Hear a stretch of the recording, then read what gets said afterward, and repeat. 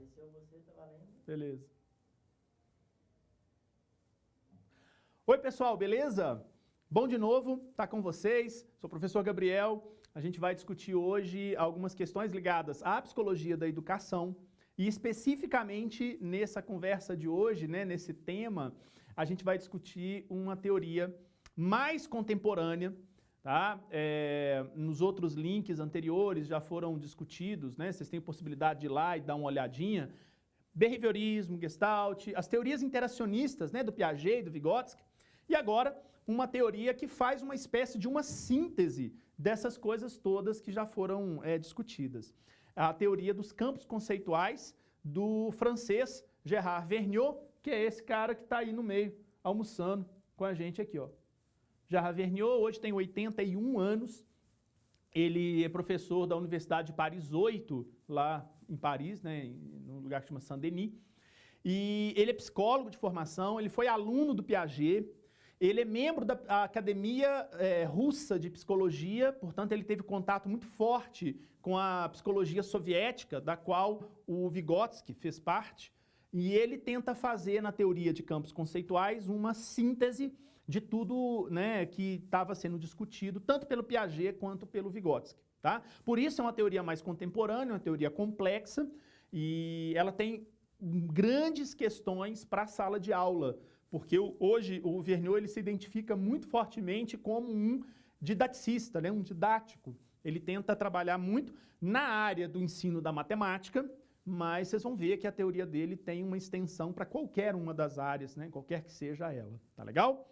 A primeira coisa que é legal é a gente pensar assim, conceitos, verbo, mais-valia, vida, força, energia, enfim, né, função, número, qualquer conceito, ele nunca é uma entidade isolada. O conceito ele serve para classificar, ele serve para a gente raciocinar, mas o conceito é uma entidade basicamente relacional. Né? Então, assim, eu não consigo falar sobre um conceito simplesmente definindo-o. Eu não consigo, porque ao fazer isso, eu certamente lanço mão de outros conceitos. Tenta fazer isso. Pega um conceito da sua disciplina, tenta defini-lo, tenta colocar em palavras. Você vai perceber que ao fazer isso, você vai lançar mão de outros conceitos. Os conceitos, eles estão sempre relacionados. Essa trama de conceitos, essa relação encadeada de conceitos, o Vergniaud, ele chama de campos conceituais. Quer dizer, ao invés de estudar conceitos isolados, eu agora vou ver a relação que esses conceitos fazem um com o outro. Legal? Então, um primeiro conceito essencial para essa teoria é o conceito de esquema.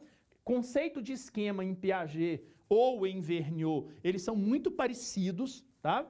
A ideia do esquema, ele é, vamos falar assim, uma coisa mais pessoal.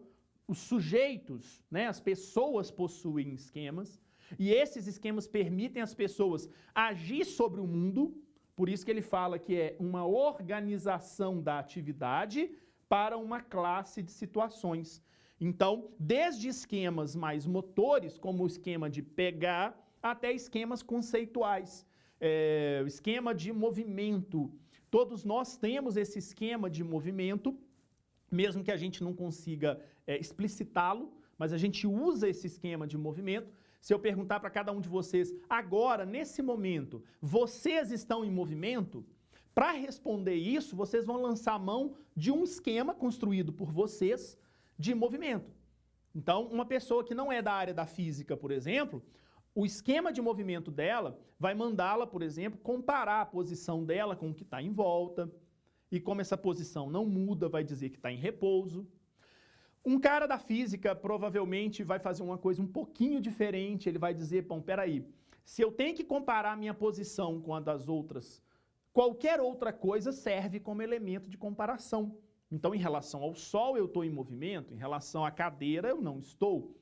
Então, veja, eu posso ter diferentes conteúdos conceituais para esse esquema, mas a organização da atividade, que é comparar a posição com de outra coisa, é a mesma.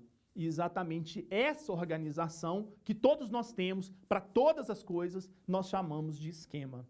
Legal? Um esquema, se vocês olharem aqui, ele vai ter sempre relacionado a metas, coisas que você quer atingir, né? Regras de ação, o que eu faço, como é que eu seleciono, como é que eu controlo as coisas. Invariantes operatórios, que são os conhecimentos que estão contidos, né, nesse esquema. No caso de um cara da física e outro que não é da física, os conteúdos, os invariantes operatórios, eles são diferentes de uma pessoa para outra. E as possibilidades de inferência, né? Eu posso, a partir de um esquema, inferir o que vai acontecer com a outra pessoa, o que vai acontecer daqui para frente, o que vai acontecer se eu mudar alguma coisa, né? São coisas que não estão acontecendo no momento, mas a partir do esquema eu posso fazer isso, tá? A outra coisa é a noção de conceito, de acordo com o Vergniaud. O conceito, para o Vergniaud, ele é composto de 3 coisas. As representações, as coisas que nós usamos para representar o conceito, e aí representação eu posso ter, por exemplo, eu posso ter desenho, eu posso ter palavra, eu posso ter gesto, tá? Por aí vai. Uma outra coisa importante são as situações. Situações que dão sentido ao conceito e os invariantes operatórios que eu já falei para vocês há um pouquinho de tempo. Então volta para mim aqui. Esse trio, né, representação, que serve para trazer à tona o conceito. Então, quando eu, por exemplo, uso um gesto qualquer, eu estou fazendo uso de um determinado conceito. As situações são as tarefas, as coisas que a gente tem que fazer, porque são nas situações que o conceito se torna operatório. Sem situações, o conceito ele é estéril. Ele não serve para nada, a não ser para decorar. Tanto que no modelo do Vergniaud, ele diz assim, o primeiro ato de mediação professor-aluno acontece antes do professor entrar na sala, quando ele escolhe quais são as situações que vão ser enfrentadas. Então, olha que barato isso. Ele está dizendo que é nas situações que repousa a operacionalidade do saber. Não é possível ensinar as coisas desconectadas das situações. Os conceitos que nós ensinamos pedem isso. Eles exigem situações nas quais eles se tornam operatórios. Legal? E aí a gente tem aqui uma questão muito interessante, que eu acho que é muito bacana você pensar nisso. Se você pensar um conceito, qualquer que seja o conceito, que é um conceito chave para a sua disciplina. Eu falei no início, né? Verbo, eu falei mais-valia, falei vida, eu podia falar força, né? Energia, eu falei vários, né? Mas você pode pensar um específico da sua disciplina. Pensa nele. Tenta indicar, a partir desse conceito-chave, quais são as situações que esse conceito pode ser utilizado para poder resolver. Vocês vão perceber 2 coisas interessantes. Um conceito só, ele é insuficiente para abordar uma situação, qualquer que seja ela, mais simples que seja. Uma situação só, ela não é boa para desenvolver um conceito. Só uma situação. Então, eu preciso, tanto no meu planejamento didático, né, quando eu for atuar em sala de aula, eu preciso tanto de um conjunto de conceitos, por isso a ideia de campos conceituais, ou o que é equivalente dizer, eu preciso de um conjunto de situações. Pensar nas situações e partir delas para dar aula é uma tarefa super legal, porque você está mostrando ao tempo todo para o seu estudante quais são as aplicações, para que serve esse conceito. Legal? Então a tarefa de hoje, né, desse tema, é exatamente isso. Vai pensar no conceito e indicar situações que dão sentido a esse conceito. E também as possíveis formas de compreensão dos estudantes sobre esse conceito. Quer dizer, quando eu falo sobre calor, o que o aluno pensa? Né? Quando eu falo sobre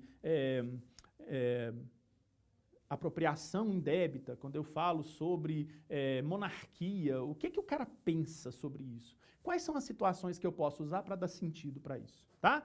Pensa nisso, é bacana botar isso no papel, aquela história da linguagem, né? Organizando o pensamento, tá? Porque isso vai ajudar vocês, tá? Ao longo de todo o curso aqui nosso, beleza? Obrigado, valeu aqui, espero esse resuminho, né, seja bastante legal para poder orientar a leitura do texto e as discussões de vocês, tá bom? Grande abraço, a gente volta, né, em breve a gente tá junto de novo aí. Valeu!